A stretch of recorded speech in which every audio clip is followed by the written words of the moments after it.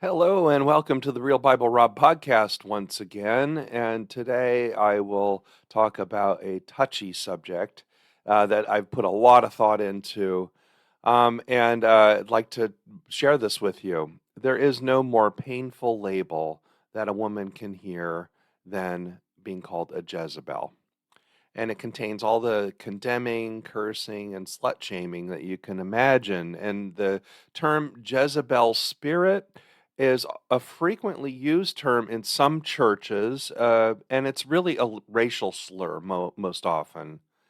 But Jezebel was a real person, and she was a foreigner, and she was forced into marriage with King Ahab. So uh, she has been used as a scapegoat basically for ever for 2,700 years or so. And we really should know more about her. I will compare her also to Queen Vashti, who is a less maligned figure than Jezebel, but there's parallels there about a foreign woman and how she's treated in history. And I'd like to share that with you and make that comparison. Hopefully, that will help you understand a little bit better. This episode was encouraged by my friend Maria, who is my Hebrew reading partner, and Maria is somewhat of an expert on Esther especially, and has a strong feeling for these topics. So I'm doing this hoping that Maria likes what I say here. And I'm hoping to get Maria on a future episode to talk about more about Esther. But let's get started talking about who Jezebel was. So Jezebel is introduced to us in 1 Kings 16:31, and she was, like I said, kind of maligned from the start. They had it out for her, the biblical authors. She was a Phoenician princess, and her father was named Ithbaal or Ithbaal, and her her name is probably something closer to Ezebel or Isabel, and her name in Phoenician.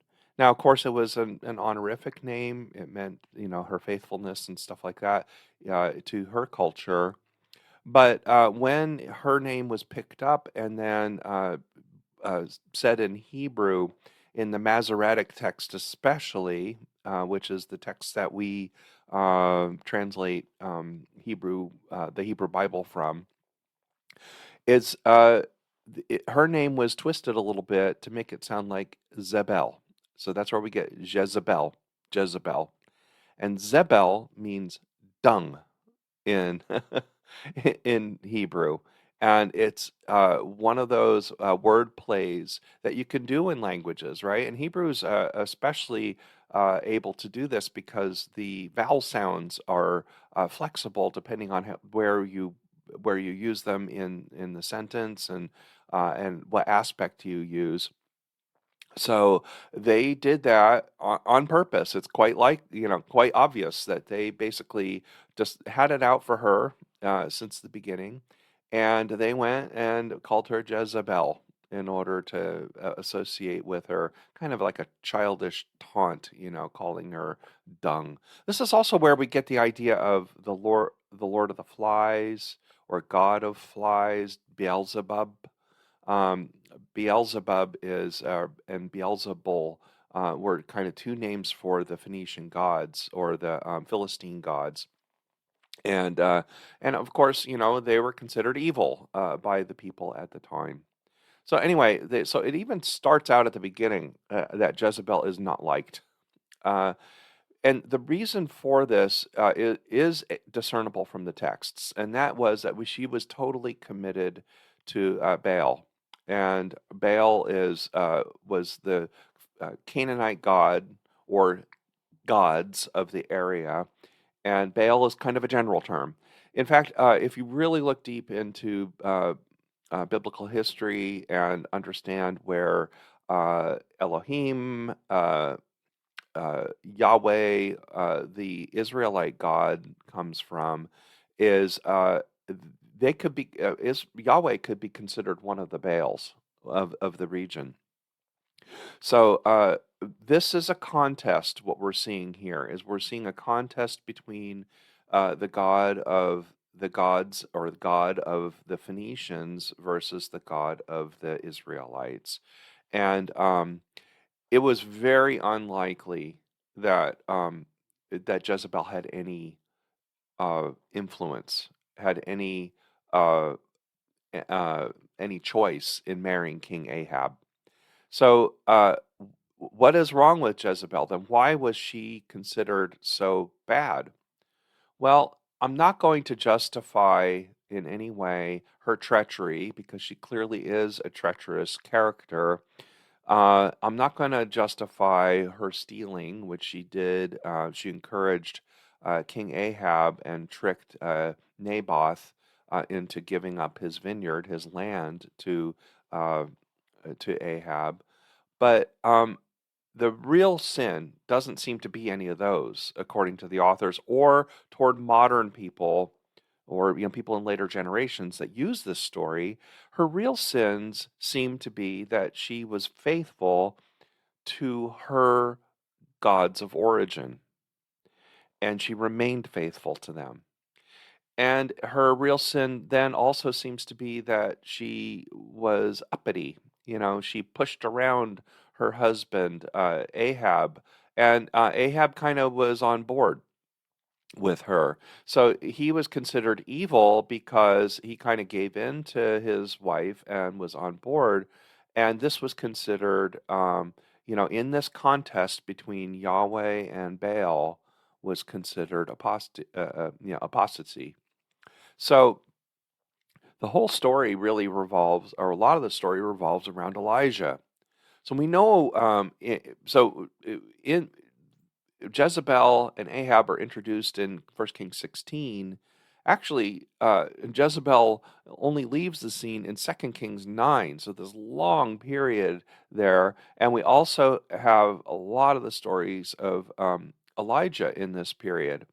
Now, of course, when you look at this contest between the Baals and Yahweh, Elijah is a central figure and a hero to the Israelites, because the one big contest we hear about are the prophets of Baal. There are 400 of them, and the prophets of Baal, taunting Elijah, who's a very interesting figure, right? He seems almost suicidal at times. He's quite depressed, but then he's also this very powerful figure. So Elijah says, "Look, let's make the um, the sacrifice, and we'll see whose God can actually light up the altar and make the sacrifice happen." This is all happening in the area of the Jezreel Valley, which is near Mount Carmel, where Haifa is today, and goes up and then down to the River Jordan. It's also where Megiddo is. If you know where Megiddo is, on the south side of the valley. It looks like that this incident took place near Mount Carmel or Megiddo, in the mountains on the south side of the valley. The north side of the valley is also familiar and important, because that's where Mount Tabor is. Some people believe the Transfiguration may have happened on Mount Tabor, which is sort of to the east side of the valley toward the Jordan Valley. And on the north side is Nazareth. This is where Jesus is from. And there, this is Galilee, the northern part right there. And it's not very far to the Sea of Galilee there. So lots of action happens there.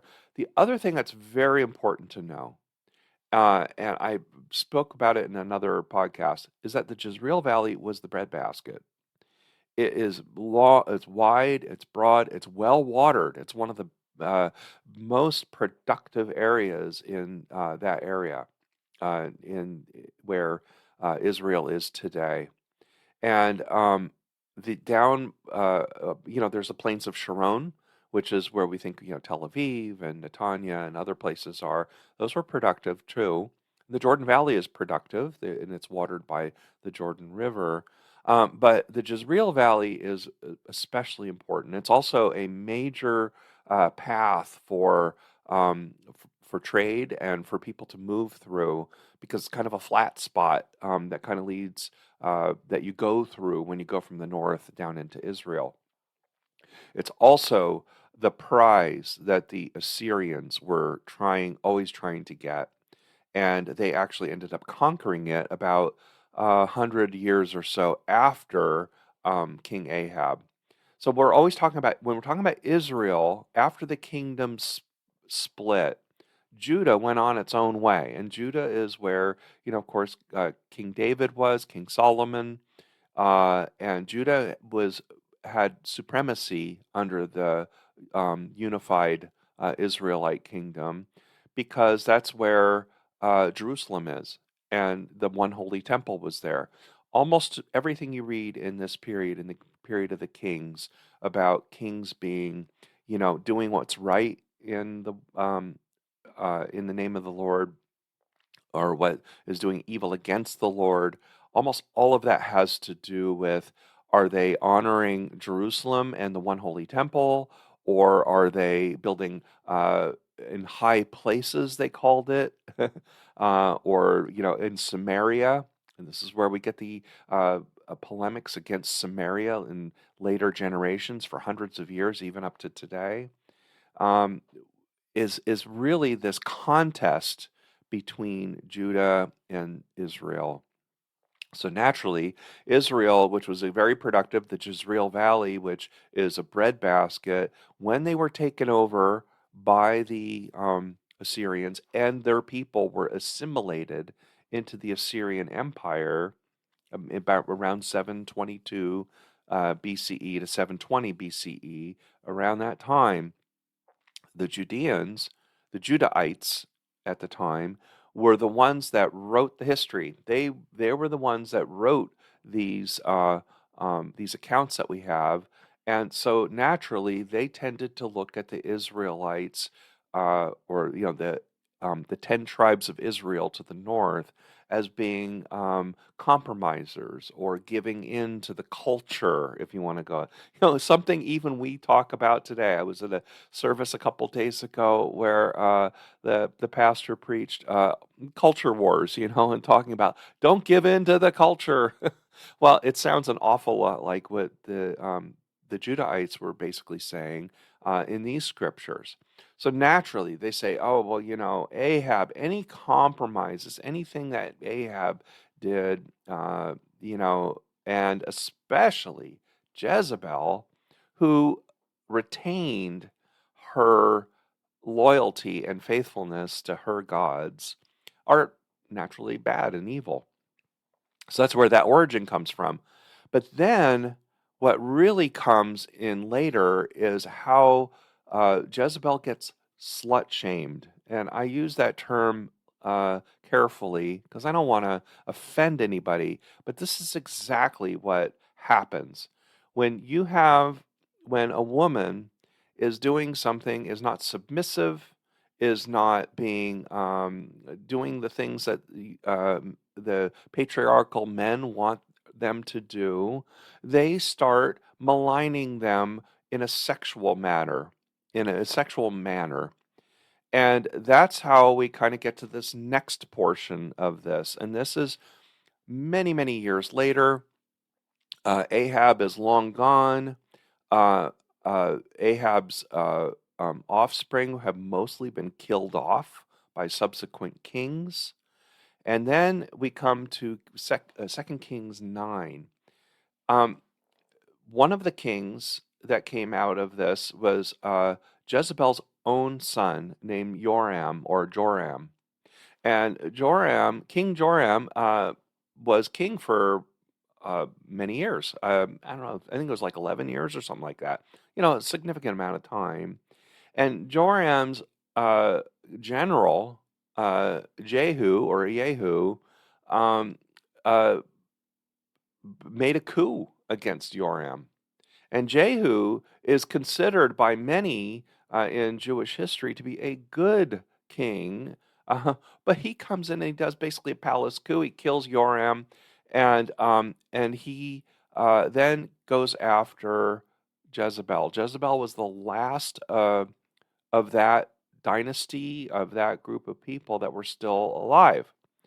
So we get to 2 Kings 9, and it says right here, when Jehu comes to the Jezreel, uh, Jezebel heard of it, and she painted her eyes and adorned her head and looked out of the window. As Jehu entered the gate, she said, "It is peace, Zimri. Is it peace, Zimri, murderer of your master?" This is really interesting. Zimri was actually a couple of generations ago. So she is putting down Jehu, calling him Zimri. Now, think about this. Her own son had just been murdered by this general, and she's mocking him, right? And then Jehu looks up the window and says, "Who is on my side? Who?" 2 or 3 eunuchs looked out at him, and he said, "Throw her down." So the eunuchs, basically obedient to Jehu, throws her out of the window, and it says, "Threw her down. Some of her blood splattered on the wall and on the horses which trampled on her."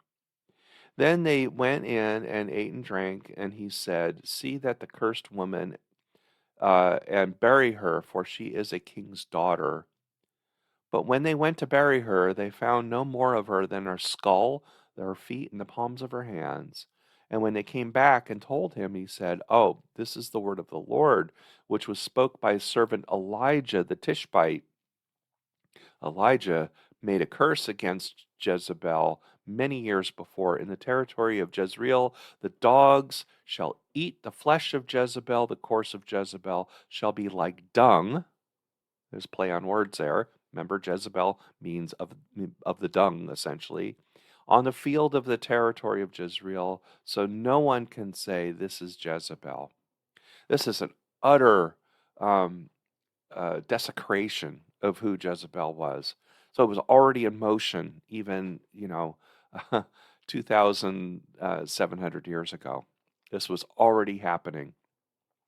So that you have to look at this. This passage has been used to, like I said, to slut shame Jezebel.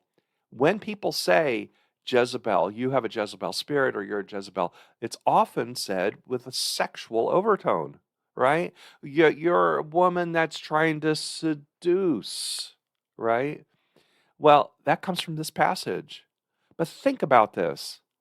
She had no interest, no desire whatsoever to seduce Jehu. There was no purpose in it. Also, remember that she's probably, most likely, a relatively elderly person at this time. She's at least in her late 40s, probably 50s at this time, which was considered fairly elderly at the time. She's not a woman trying to seduce anybody. But we, even today, still say a Jezebel, and we almost always apply it to a young woman or a younger woman, saying that she is one that is applying her sexual wiles to get what she wants. And there's no indication of this in any of the earlier narrative. So this is why I use the term slut shaming. This is pure slut shaming. This is putting a sexual nature on a woman that they didn't like and that we still do today. So that's why if you ever hear the term spirit of Jezebel, Jezebel spirit, or you're a Jezebel applied to a woman, recognize where it comes from. It is dishonest. It is wrong. Don't do it. Okay, and so I'd like to go then and make a comparison and try to give a little color to why Jezebel was treated the way she was in history. There's a more neutral character named Queen Vashti and Esther. Now you have to remember, Esther was probably written approximately 400 to 500 years after the kings. So it's a much later account. They're looking back. They are look probably the Hashemonian period or Maccabee period is when Esther is written, and it's looking back at the Persian time, the time of the Persian the exile, and afterwards in Persia. Uh, and they're saying that they're talking about Vashti and her husband, who was King, I always pronounce this wrong, King Ahasuerus, Ahasuerus, who is also known as Xerxes, easier to pronounce.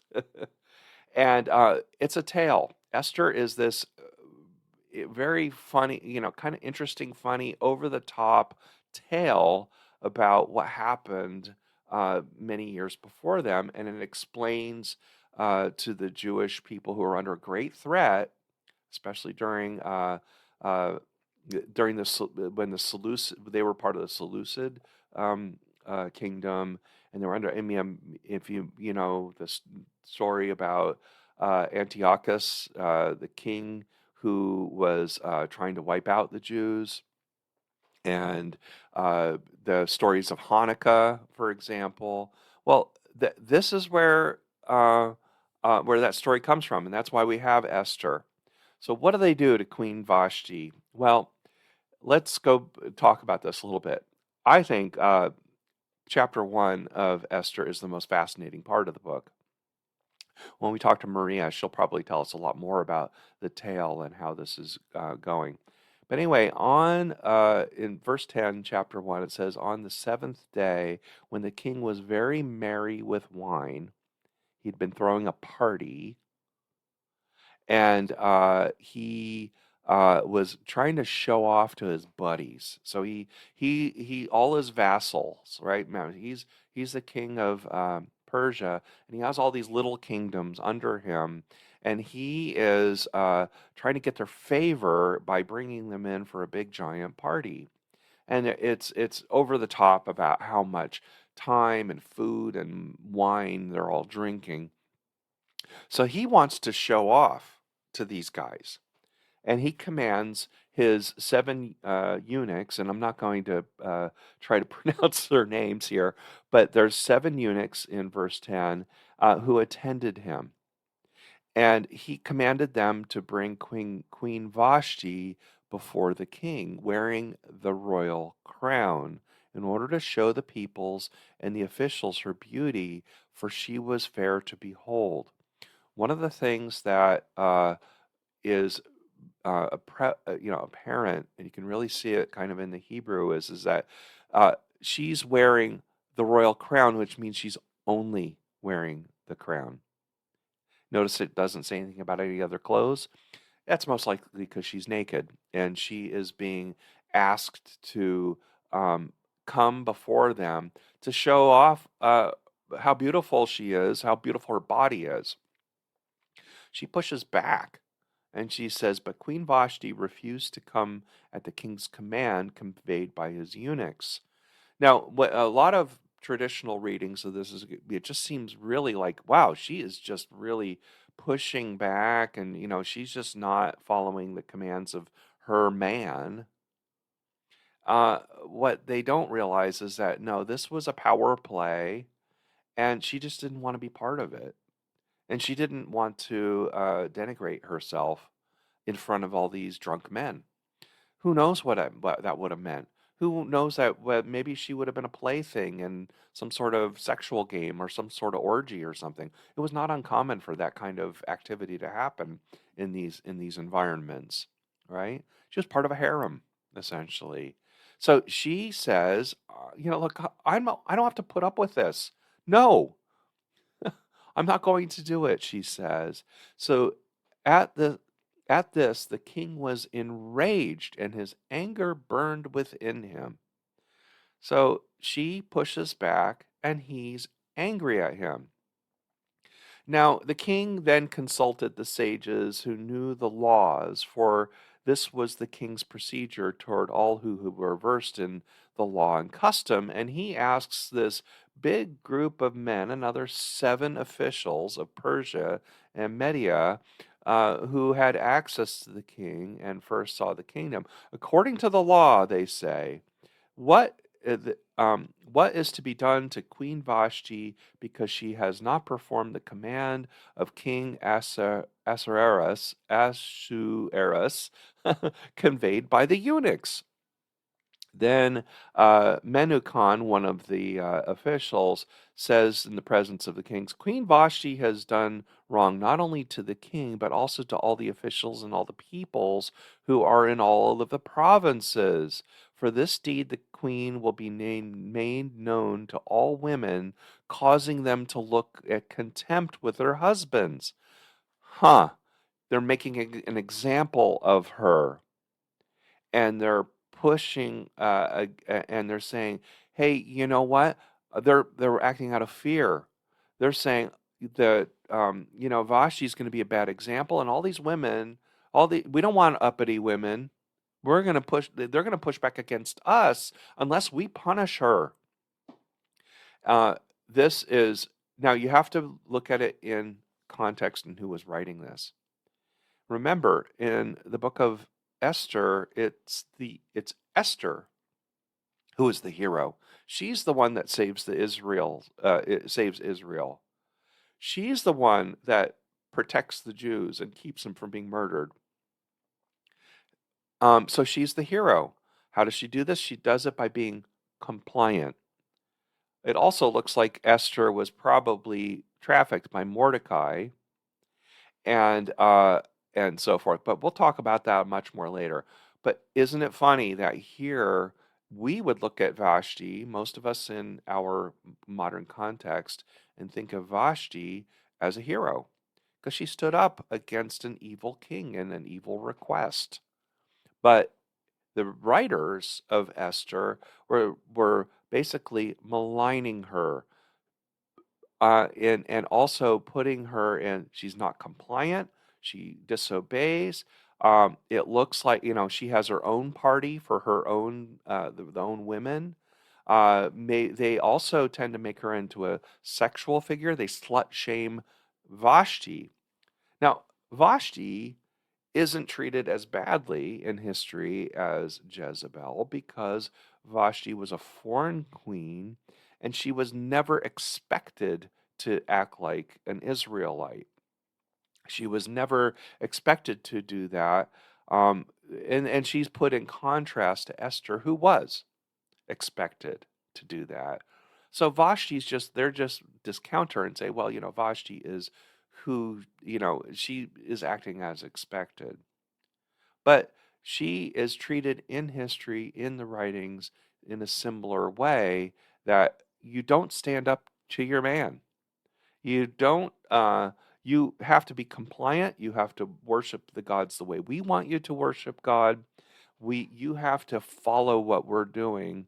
And if you don't, we're going to slut shame you. That's essentially what's happening here. So that's the connection there. You have one where the consequences in case of uh, Queen Jezebel are so high because it's part of the lineage of the Israelites, and it's part of the coup. It's the justification for calling King Jehu a good king, while the house of Omri, which is the 4 kings before Jehu, which includes Ahab and Jezebel and Jezebel's son, uh, it's just a complete uh, changing of history, essentially. And so who writes these histories? Well, they get written hundreds of years later by priests and scribes and things like that, and they go and they make examples of people. So that's what happened to Jezebel. We will never know who the historical Jezebel was. We can look at clues and we can know cultural context, which is what biblical scholars do, right? They say, oh well, then how would the Phoenicians have seen Jezebel? What are the verbal and contextual clues that we have in the Hebrew scriptures in describing her? And you can kind of flesh out a real person. But of course, it's just so covered in other language and mistreatment of this character over the centuries that it's impossible to have a, a true sort of objective view. This is what happens when you're doing biblical history, right? Is that you really can't have, you can get a lot of clues, you can try to figure it out, but you just can't isolate these characters from their context in Scripture. Try as hard as you may. So that's what I'd like to say about how these characters are used in history, and that you have to be careful about using those labels in a modern context. And that happens a lot, right? We often say things, we'd say, well, you're like this biblical character, you're like that biblical character. And like I've said before, is that you can use and should use the scriptures in order to understand human nature better, understand how God reacts to people, the struggles they had in understanding God and God's character are the same in a lot of respects, a lot of the same struggles that we have. So this is why scripture is useful for us. But to just say, oh, well, no, the scripture says this, therefore I believe, that Jezebel is a completely awful character, and then to pluck her name out and to use it against any woman today that I don't like, that I want to utterly diminish and push aside. And like I said, especially when it comes to the words Jezebel Spirit, which is uh, used in some churches, not not many, or not all, certainly, but used in some churches and in some contexts, especially against um, women of color, or women who are oppressed, or women who are stuck in situations that they don't like, or women who are on the margins, but especially any woman who is pushes back. It's almost um, it's it's shameful the way it's used. So uh, whatever you do, never call a woman a Jezebel.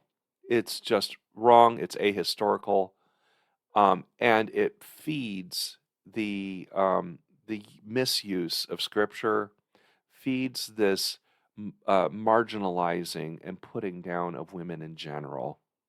Anything to do with the spirit of Jezebel spirit really should just be banished from what we say about it, or at least explained. What is so?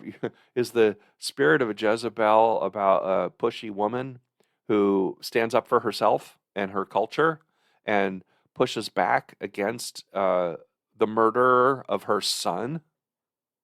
Yeah, okay, maybe that's Jezebel spirit. So we should think of it that way. So with this, I'll close by saying, people say lots of things about the Bible, especially about these characters, and they misuse them so much. It's really difficult. We really, really should get away from that. We should look at them with open eyes and more objectively than these are used. Then are really there. Jezebel, yeah, is a bad character, but then you have to ask the next question: why, and why is she portrayed this way? And that we should never, ever, ever use her name for modern women. And with that, I say, God bless you.